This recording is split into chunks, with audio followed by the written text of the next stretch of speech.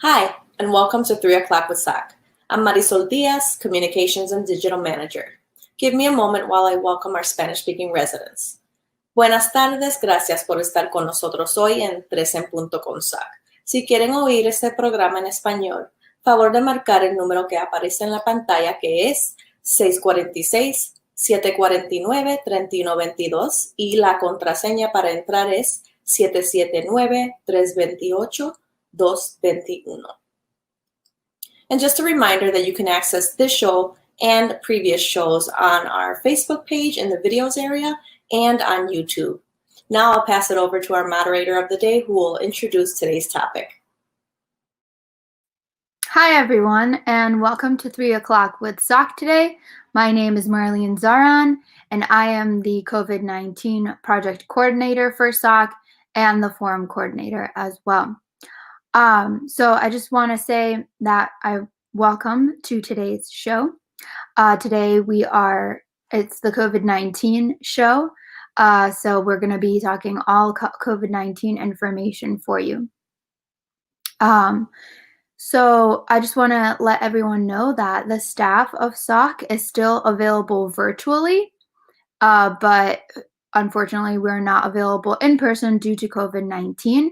You can call us at 414-672-8090 if you want to get more information on any resources within the community, or you can email us at soc@socmilwaukee.org. And you can check out our website at www.socmilwaukee.org to get any information on current voting info, the current election statistics, and COVID-19 information and resources during this time. I would love for individuals to complete our SOC survey. So our SOC survey is a way for the Southside Organizing Center to get a better idea of feedback that the viewers of the show would like to hear more about. So any topics that you're interested in, you can definitely put that in the survey and let us know how well we're doing right now.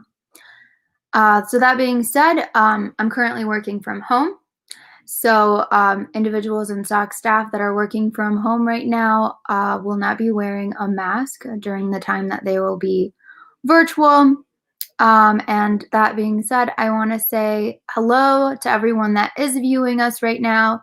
If you could say hi in the comment section, that would be great, so we see who our dedicated viewers are. And lastly, a quick disclaimer that the views and opinions shared today do not necessarily reflect those of SOC. For our announcements for today is that today is the COVID-19 day. Our feature segment for today is the COVID-19 and suicide prevention topic. And we have Vaynesia Newman, who's the community outreach specialist and suicide prevention trainer at the Office of Violence Prevention. So then for a quick review of the rest of the week, for Friday tomorrow, we have the Financial Navigators Program, Patty Lendores, Financial Navigator, Riverworks, and Melissa McGowie, who's the Grant Compliance Manager at Community Development Grants Administration at the City of Milwaukee. Oh, that's a long title. So all of those individuals will be on tomorrow. Keep an eye out for our Facebook Live that we usually promote at noon. So we don't have any critical updates for you guys for today, but we do have our guest segment, which is Vaynesia Newman. She's the community outreach specialist and suicide prevention trainer at the Office of Violence Prevention, like I stated earlier. The topic for today is suicide prevention in Milwaukee.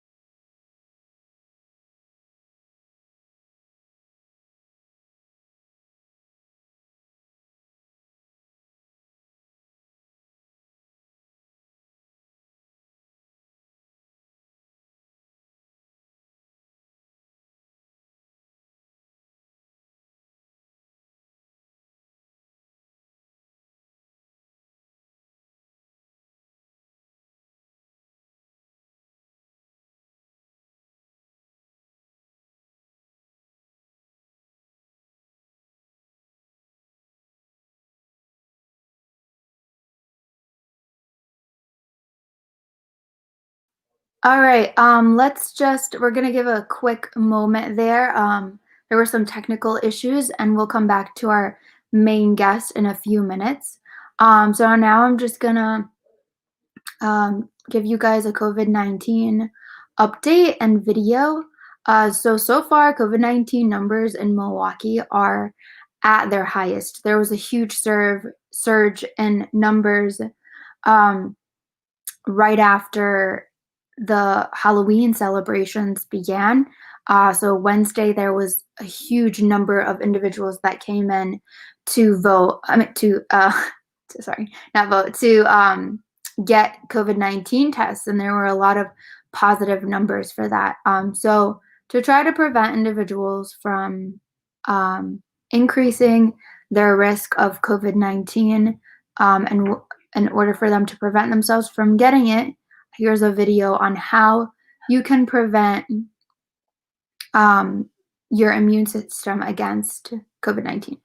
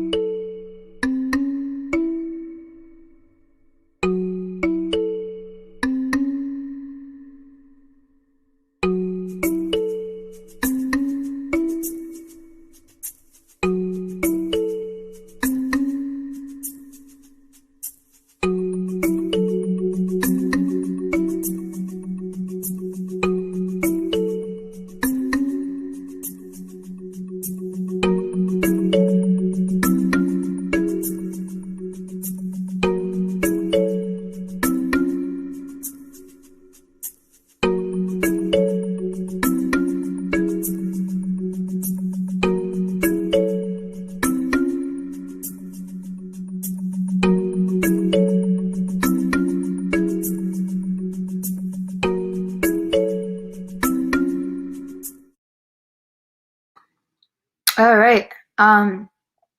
So I hope that video helped individuals better understand ways that they can boost their immune system. So exercise, eating a colorful diet, including vitamin C in your diet, including exercise, are all ways that you can boost your immune system. And this video definitely goes into the specifics of all of that.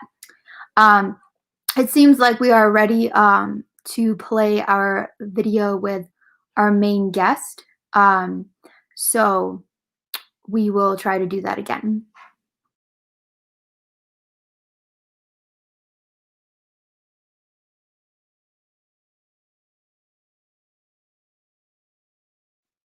Hello, Vaynesia. Am I saying that right? I'm so sorry if I'm not. That's okay. It's Vaynesia. Vaynesia. Okay. Okay. Yes. Well, it's very pretty. Thank Um, you. yeah, of course.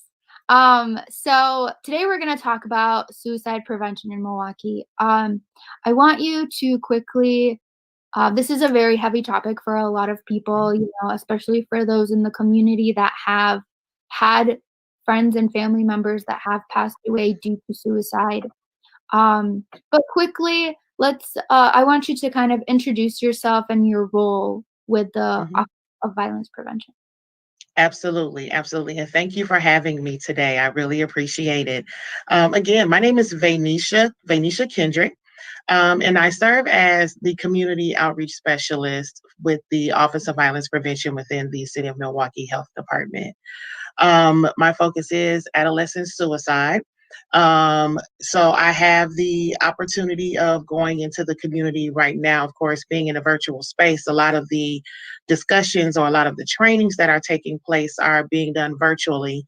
But I do have that opportunity of talking about a very delicate subject, and this is a topic that not too many people may feel comfortable talking about, but that's okay. I don't mind being the conversation starter. So that is a part of what I do within the community and just within the job itself.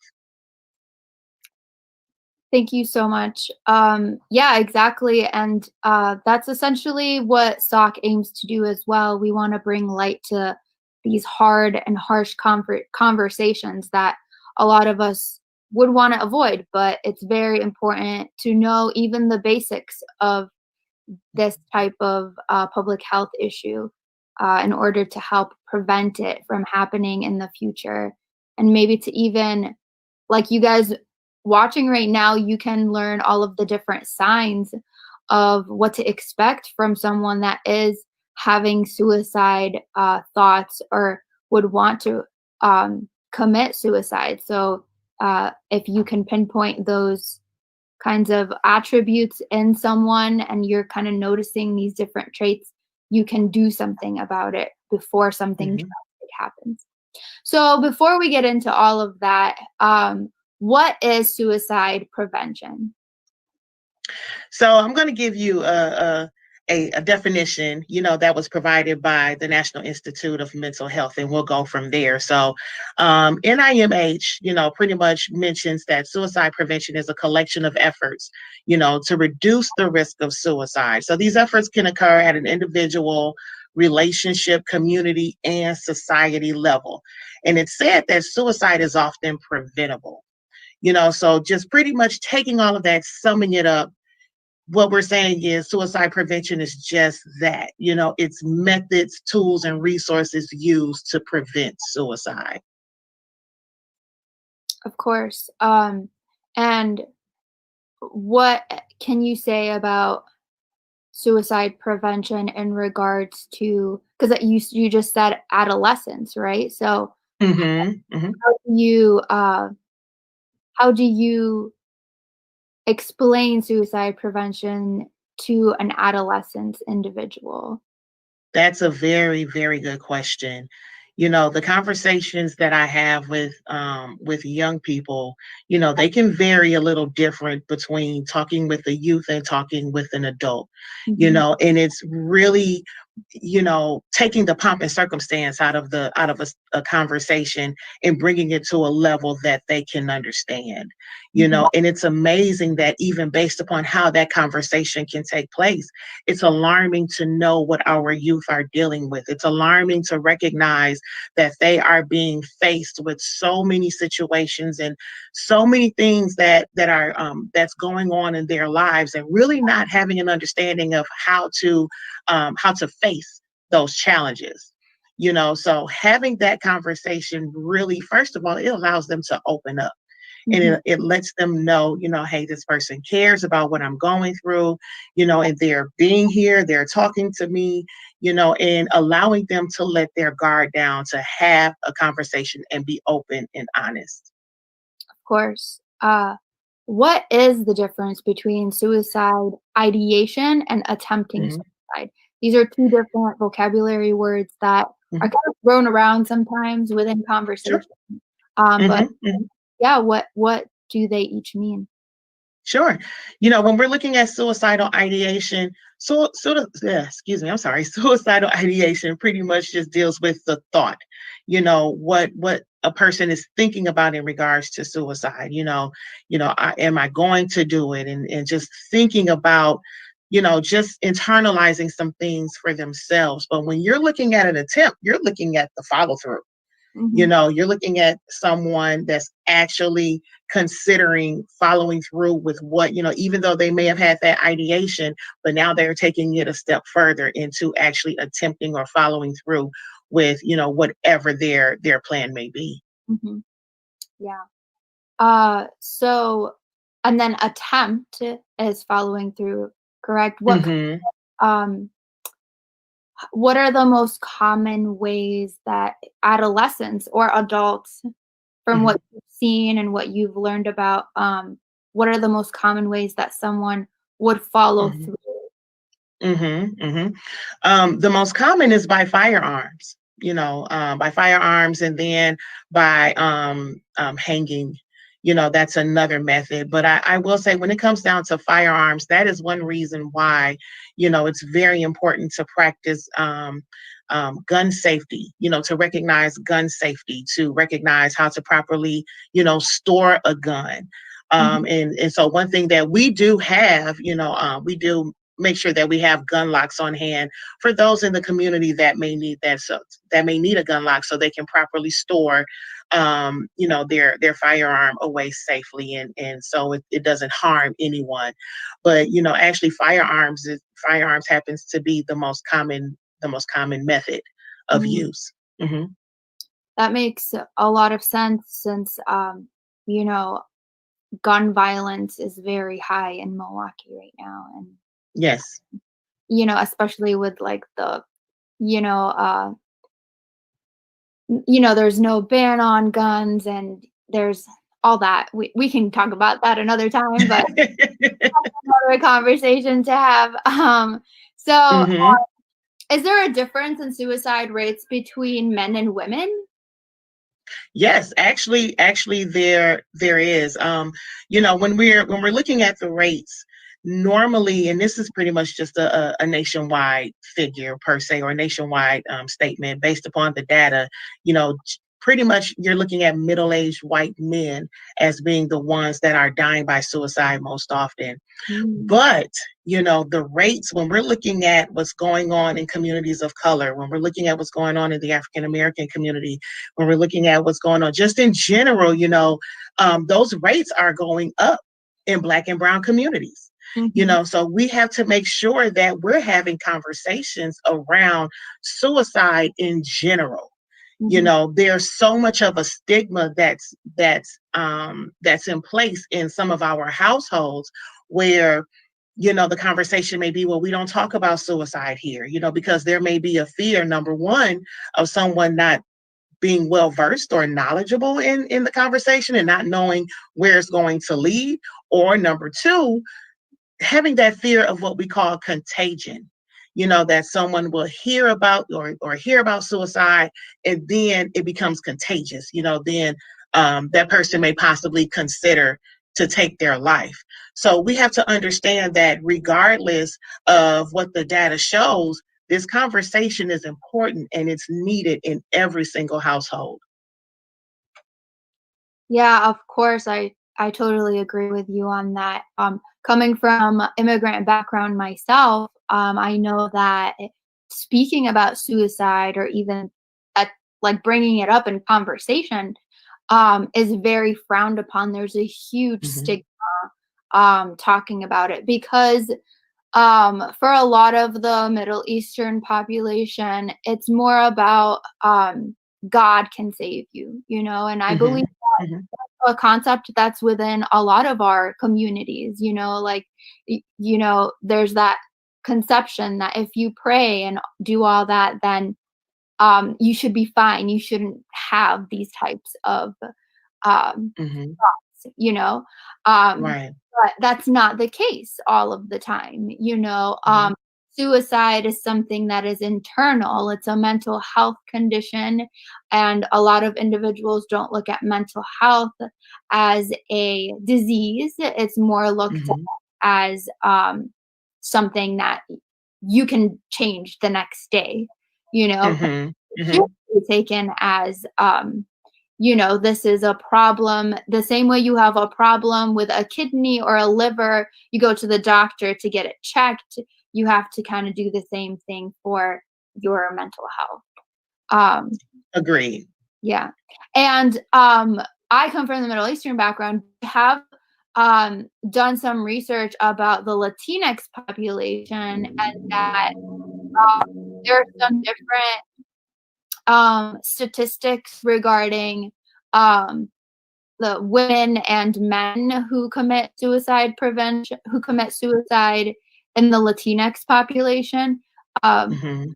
and that I believe, correct me if I'm wrong, I believe that it was Latinx men are more prone to commit suicide than Latinx women, because Latinx women have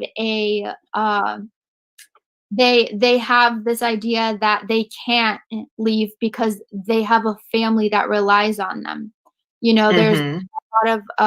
a lot of immigrant families. It's very we're very family oriented, and so Mhm. even the Black and African American population, very family oriented, very together in community, and so a lot of people rely on women more than the men. So Mhm. uh, there's that. So I don't know if you have anything to add on to that. I just love. No, no, that's you hit the nail on the head. You made that statement so clear and so profound. And and being in a community where, and I'll just speak for myself as being a Black woman, and realizing that, how I was raised with a sense of independence, and I was raised with making sure that as a woman that I took care of my family, and so that's just something that I would say, and this is just my personal opinion and my personal belief, that's something that flows within my DNA. So the when it comes down to being that, even though I recognize, having that home, and, having a husband and having a daughter, that my husband is, technically the provider, but as the woman of the house, the woman is there to try to hold everything together. She's the glue that holds everything together. And that's one thing that many of us are, that's how we look at things within our lives. We're the glue that holds everything together. So I completely stand in agreement with you on that statement. Yeah, we're women, and a lot of women that do have families. It's very we're very like relied on for a lot of things. Mm-hmm. Even though that's not what we kind of want. We want society to change and have, like um an equality between the households, but Mm-hmm. definitely, this is just based on research that I've read. It's there's just this instinctive like reliance on the woman and the mother to have like Mm-hmm. this type of role. Um, so yeah, that's another topic we can talk about is feminism, a family household.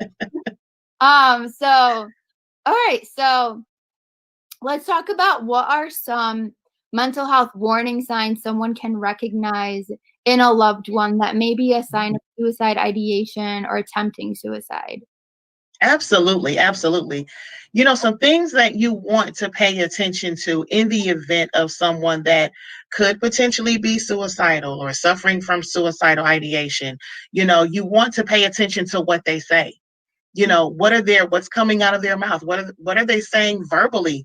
What are those direct statements that they're making in regards to not wanting to be alive? Are they just saying, I'm done. I just want to be done. I just want to be out of here. Are they saying just directly, I want to kill myself, or indirectly, like, hey, you know what? I think people would be better off without me being around. Those are some verbal statements that you have to pay attention to. You also want to pay attention to behaviors. If you know someone that previously had a suicide attempt, you want to pay attention to what's going on. You want to also pay attention to someone that may be suffering from depression, or may be suffering, from anxiety or hopelessness. These are some things to take into consideration.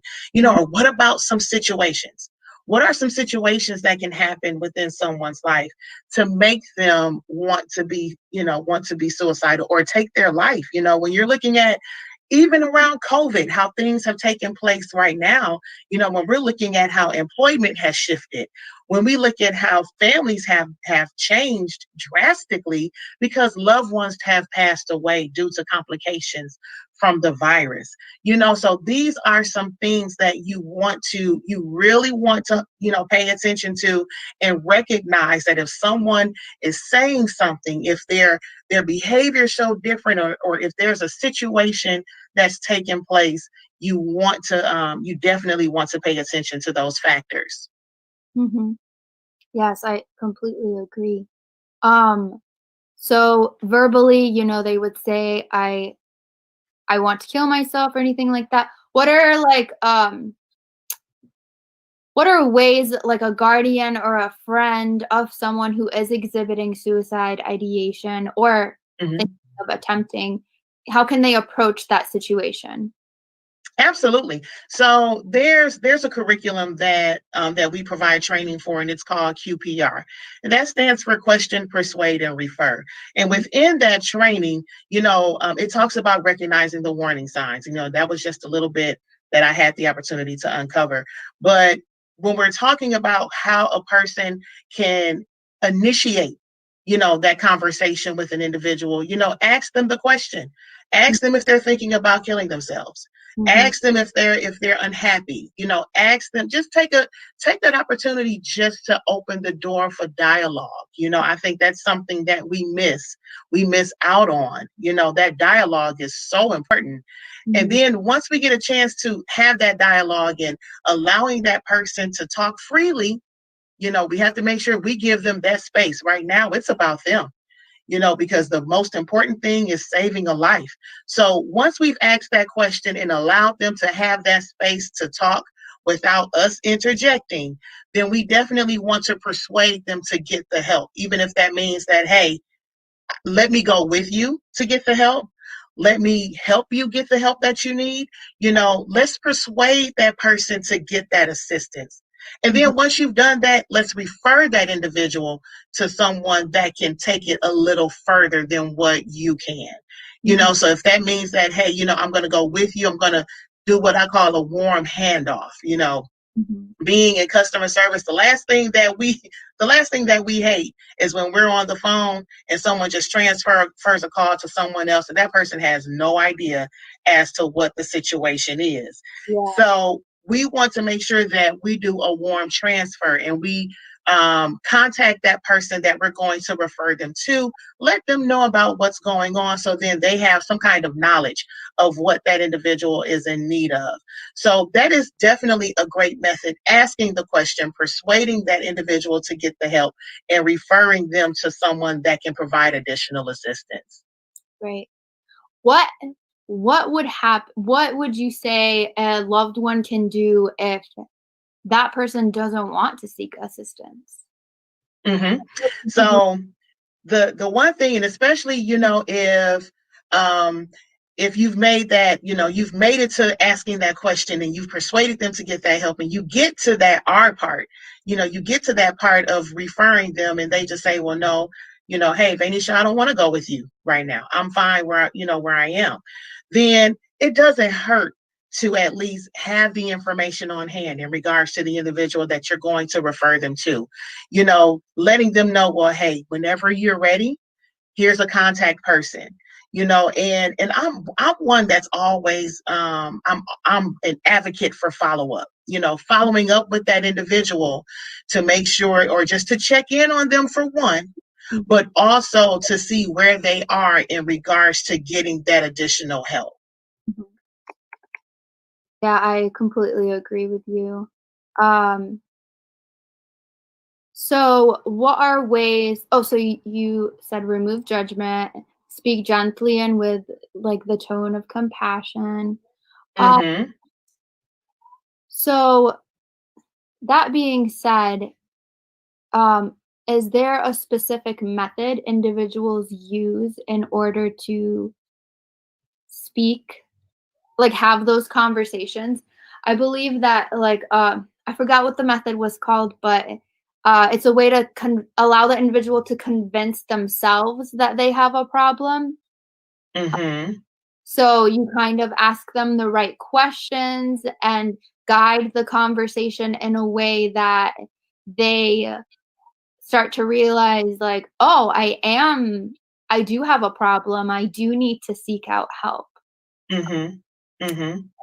Yeah. And I'm wondering if that's motivational interviewing that you're mentioning. Yes. Yeah. And that's an interesting method because, it lets that person talk, but it draws that information out from that individual. Yeah. Yes. So do you guys have training on that for individuals to join it? Is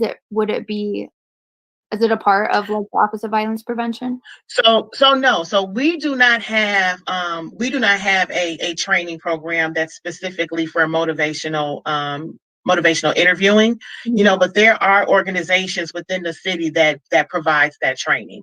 Okay. I'm going to look those up and then I can share them on my page. Absolutely. And it's a way to speak to individuals in any type of situation. Like sometimes Correct. I even use it on my friends when they're having like relationship issues. I'm just like, so how do you feel about that? Right. So how,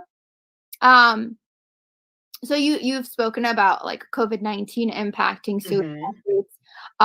So like, how can you speak more on that if you have any other things to add on? Sure. So, back in August, the health department did a suicide brief. We showed some information in regards to just where the rates were over the past 5 years. What's the trend? What's going on? Are we increasing or decreasing? Mm-hmm. At the time, and that was towards the beginning of August. We were, pretty much on the same path as far as where we were about 4 to 5 years ago. But now there seems to be a slight uptick, in the number of suicides that are taking place. And when we're looking at what's going on with COVID, we're looking at a number of factors, and let's go back to how we recognize the signs. And when we look at certain situations that are going on, we have to look at social isolation, being quarantined. You're at home, and especially if you have to self-quarantine, you're at home for 2 weeks straight, not being able to go out. That can cause a heavy issue, and especially in regards to if someone is battling with some situations, also looking at the lack of resources, when it comes down to individuals that may have lost their job, that's a resource that's gone. That's financial security that's no longer there. Mm-hmm. So, there's a number of other things that's taking place that could cause someone to feel hopeless, to feel as if, hey, I just can't do it anymore. Life just isn't worth living. And so we really have to pay attention to what's going on within our communities, especially in regards to how COVID has impacted each and every household the way that it has. Mm-hmm. Yes, I totally agree. Do you have any resources you can think of in Milwaukee that can help someone who may be presenting suicide ideation? Yes, absolutely. So there there is the National Suicide Prevention Lifeline. That phone number is 1-800-273-8255. That is a number that's available 24/7. A trained professional is on the other line to assist. Then also we have you have the Milwaukee County Crisis Text Line. That's a local number, 414-257-7222. That's a phone number that someone can call in the event of a crisis. And also there's the crisis text line. And that's for someone that may not want to physically talk to someone on the phone, but they prefer to text. We're in a digital age now where talking on the phone really doesn't happen as much as it used to. So, texting may be a little easier and a little simpler for individuals. So the crisis text line, if you text Hope Line to 741-741, that will put someone in touch with an individual that will be able to speak with them directly in regards to what they're going through. I want to add that in regards to those phone numbers and resources that I provided, that's not just for someone that's suicidal. That can be for someone that happens to be, it's an individual that's trying to figure out how to respond to a suicidal situation. So they can also use those organizations and those phone numbers to reach out to get more information. Of course. Thank you for sharing those. We're actually putting those in our comment section, so anyone can definitely reach out to those resources. So a question for you is, can a family send their relatives to a mental health inpatient facility if they're experiencing suicide ideation? And does it have to be a choice to go to get mental health help? So an individual can definitely make a decision to voluntarily commit themselves. And there is also that situation where there's an involuntary commitment. So if a family decides to send their relative, you definitely want to pay attention to the fact that if that person voluntarily goes, that's great. When you're looking at an involuntary commitment, I would definitely refer that to Chapter 51. And that is actually a Milwaukee County resource. And so, that's a whole process in itself, but there's definitely those options. If someone feels the need, hey, if they decide themselves, I'm going to go, I want to go and commit myself. I have some issues going on, definitely let them do that. But if it's an involuntary commitment, then that's where there's some additional processes and procedures that have to take place. I see. And from what I know, there's a petition that you can sign through the Milwaukee County. And I think that is if the individual is a danger to themselves or the people around them, you can go online and petition to have that individual screened at a mental health facility for any mental health conditions that they may have. Of course, if you do see someone that is, if they are trying to commit suicide, or even if they, from what I've told, I have a family member that has tried to do this. So from what I've been told by the police is if the individual does not say, I want to kill myself in that very moment, you don't call 911, then the police take them to get evaluation for any help, right? So what if the individual has said that they want to kill themselves in the past? Can you still not call 911? It has to be like a current situation that's happening, correct? And that's a very good question, and that takes me back to even recognizing that someone that previously had a suicide attempt, if 911 is the only option at that moment, definitely call 911. I also wanted to add to the petition in regards to the information from Milwaukee County, that they mentioned that a third-party petition, does not guarantee that a person will be committed for involuntary mental health treatment. So that's something that they actually mentioned on their brochure. But they did mention that it should not replace 911 in an emergency. Okay. All right. And I do know they have like a wait list for that as well. So it can take a while before that petition can go through and, start getting things happening. So it is important that in the meantime, you do reach out to the other resources in the community. Indeed. Yes. So what other resources do you know of for behavioral? Yes. Looking into the Mental Health America of Wisconsin, that's an organization that is that's very well known within the state, but also just nationwide. That is a nationwide organization. Also, they provide resources in regards to grief support groups. So that's something that's very key to look into. If, for example, if there was someone who is dealing with the loss of someone who died by suicide, there are grief support groups that are available to help individuals get through that process. Also there's Prevent Suicide Greater Milwaukee, which is a suicide coalition, that focuses on suicide. So every quarter there's a suicide coalition quarterly meeting where individuals can come together, talk about what's going on in the community, and also talk about what they are doing in regards to suicide prevention and awareness. You also have NAMI. NAMI is a local organization that deals heavily with mental health, wellness, and suicide prevention.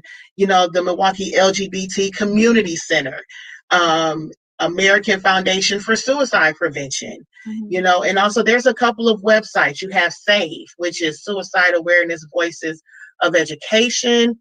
You have SPRC, which is the Suicide Prevention Resource Center. So there's so many avenues that are available that you can go down. So many streets you can go down, in regards to physically seeing, someone to get some information, or virtually going online and getting some information.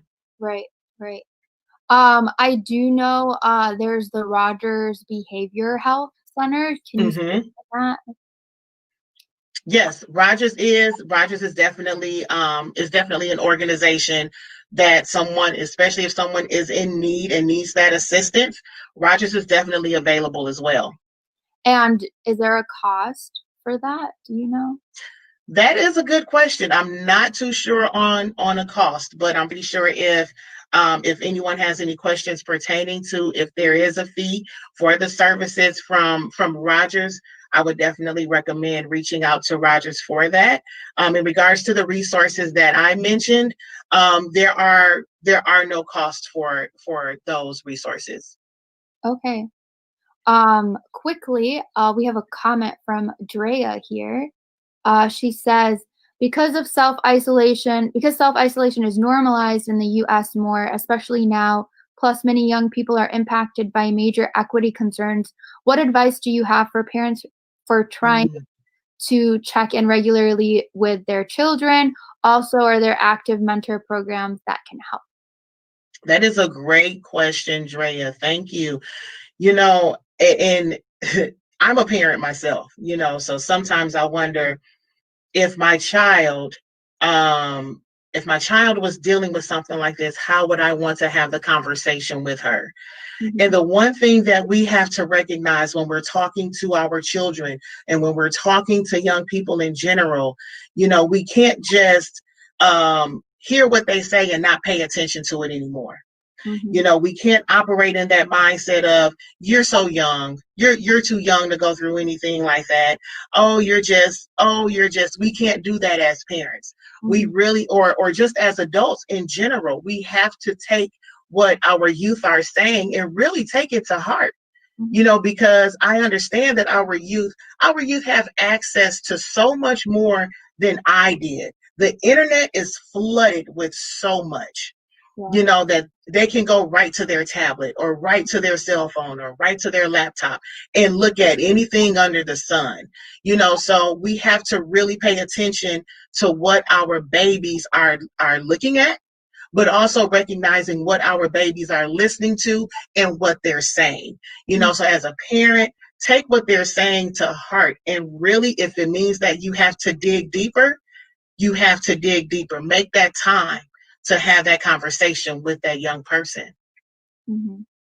I totally agree with you on that. Do you know of active mentor programs that could help with that? So there's a number of youth-based organizations that's, you know, that's in the city. So, you know, you have Urban Underground. That's a wonderful organization. Youth Justice Milwaukee. You have Running Rebels, you know. So there's a host of organizations, you know, that we could talk about, but you know, the time is of the essence. But if there's some additional information that I can send, where there's a listing of youth organizations, so Drea can have that. I can definitely send that to you, Marlene, so she can have that available. Yes, thank you. Thank you so much. All right. Well, thank you for your time, Ms. Kendrick. It was really nice having you on. Thank you. Amazing conversation that we had here. I'd love to have you on to talk about other public health issues that we can break down regarding violence. But yeah, I will reach out to you in the next couple of days. Thank you so much. Sounds good. Thank you. Thank you.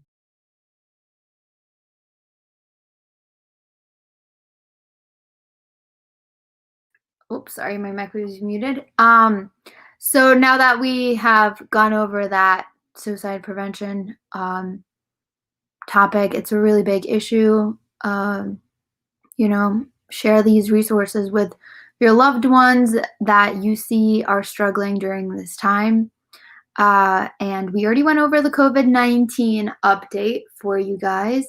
So now we have a civic update, and it's with Megan Wolf, the Elections Commission Administrator. She's going to do an election update regarding the election turnout and misinformation. Elections must be transparent. Every step of our elections is transparent, from election day to the tally of absentees to certification. I believe that the planning, preparation, and addressing voter questions should be too. I take voter questions about the election very seriously.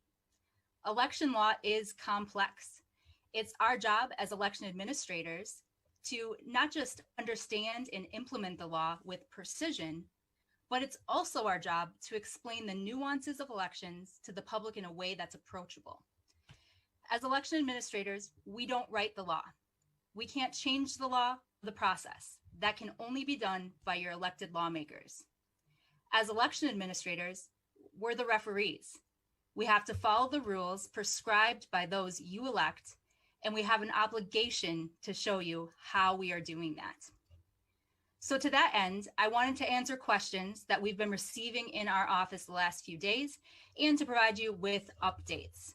Namely, let's discuss the unofficial turnout numbers, election day registration, and the mechanics of a recount. We have also put out a press release with this information and encourage you to share the facts with others who may have questions or concerns about the elections process. So when it comes to voter turnout, unofficially, Wisconsin voters cast 3,296,374 ballots for votes for president. That is the most ever in the state of Wisconsin, exceeding the previous record of 3,071,434 set in 2012. That makes the unofficial turnout percentage of Wisconsin, which has a voting age population of 4,536,417 voters.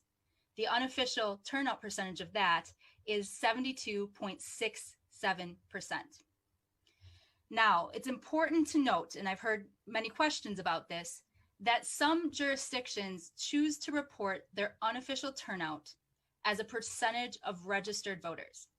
So for example, if a city has 100,000 registered voters as they head into the election, 10,000 new voters register using election day registration, those jurisdictions will sometimes report 110% turnout. The state reports turnout as percentage, again, of eligible voting population, which is that unofficial 72.65% of Wisconsin's 4.53 million eligible voters. So I think that's an important distinction because, again, these are unofficial results and different jurisdictions are using different equations to come up with that percentage of unofficial voter turnout. But we use eligible voter population to make our unofficial determinations. By law, the state of Wisconsin, again, has election day registration. This means that voters who may not have registered previously can register to vote on election day. This increases the number of voter registrations. When voters register on election day, they have to provide personally identifiable information and a proof of residence document. Their address is also verified by sending them a mailing. The local election officials are now in the process of certifying the election at the municipal, county, and then state level. Part of that process is double checking that every voter participation entered has a corresponding and valid voter registration.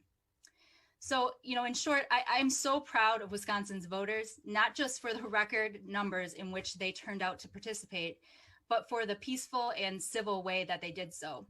And I'm also proud of our local election officials and our poll workers. They followed the law.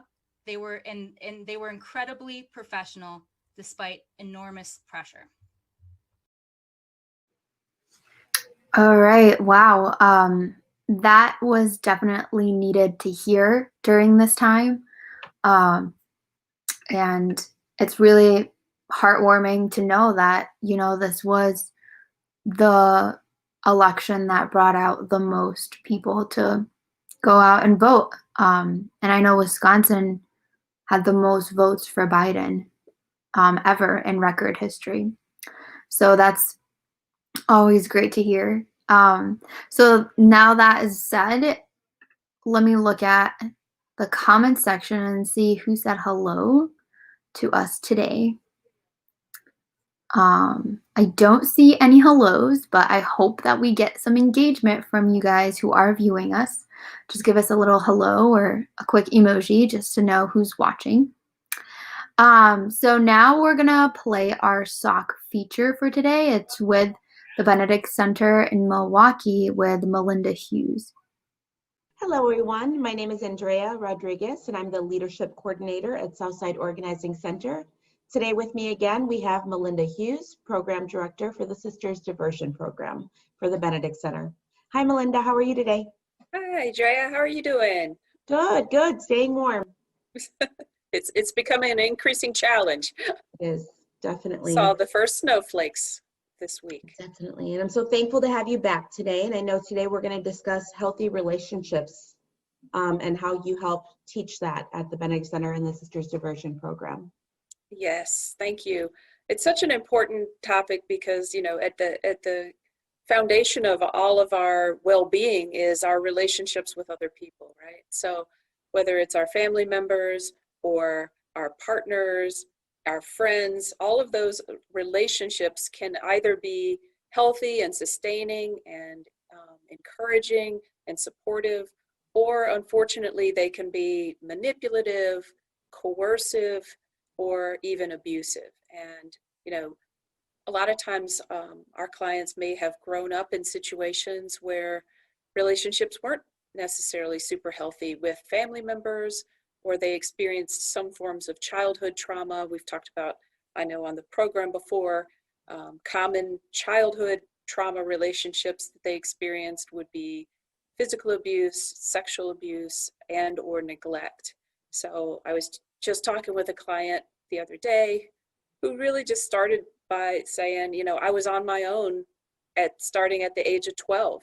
I had to start figuring it out on my own and was on the streets by 13, just, out there, because family wasn't supportive, family didn't have the wherewithal to provide. So, you know, when someone doesn't have the healthiest role modeling and hasn't experienced that sense of unconditional love and support, then unfortunately, a lot of times they are very vulnerable to relationships with people who come along and say they're going to take care of them and say they're going to love them and cherish them, but in reality are looking to exploit them.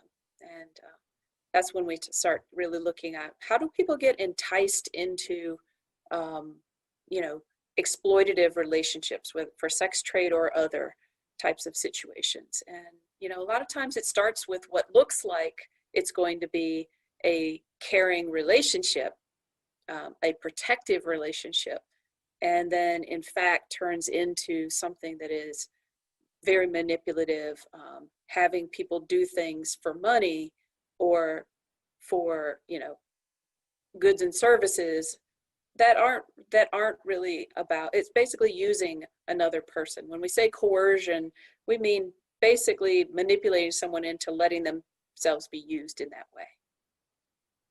Yes, I so see it. So tell us some of the things that you might try with clients to help them learn about how to get to healthy relationships. Yeah, we do some internal work around, you know, focusing on one's own well-being and, you know, is this situation safe and supportive of one's own goals and dreams, or is it really for the benefit of someone else?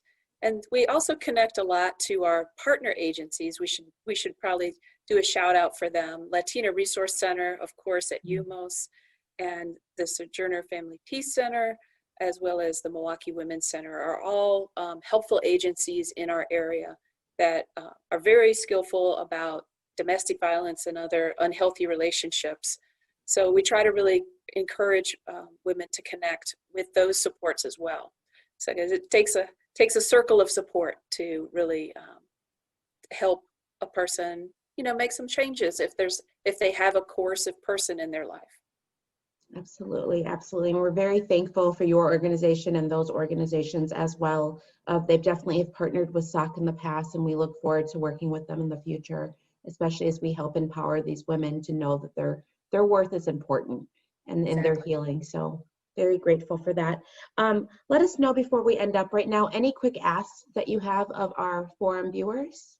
Yeah, we're going into cold season, so we're still collecting winter coats, gloves, and little hats, you know, little toboggan hats to keep folks warm out there. So that's our primary ask right now. Thank you. Excellent. Well, make sure to put your comment or your contact information in the comments, and we thank you so much. Awesome. That was great. Always great to hear from Melinda Hughes and the Benedict Center. So now we have our SOC promo. Has this live forum been informative and useful to you? What part of the forum could be improved or changed to make it better? Please take a quick survey that's located in the comments section so that we can keep 3 o'clock with SOC going for residents. Thank you for tuning in. All right, so just some quick reminders. Tomorrow we are having the individuals from Riverworks, so that includes Melinda McGowie, who's the grant compliance manager, and also Community Development Grants Administration. She's from the Community Development Grants Administration that's a part of the city of Milwaukee. We also have Patty Landeros, who is a financial navigator as well, coming on the forum. Lastly, I'd like to say that if you need help currently with anything during this time, especially with the current elections, or you feel overwhelmed, please do not hesitate to call SOC so we can help you connect to resources that can help you out with anything during this time. So that being said, I leave you with our funder partner thank yous. Thanks. Thank you to our sponsors, Wisconsin Voices, Community Develop Block Grant, Neo-Philanthropy State Infrastructure Fund, Movement Voter Project, Catholic Campaign for Human Development, Silver Foundation, City of Milwaukee Office of Violence Prevention, Tides Foundation, City of Milwaukee Promise Sons, and all the faithful individuals who support SOC through their personal donations. We thank you.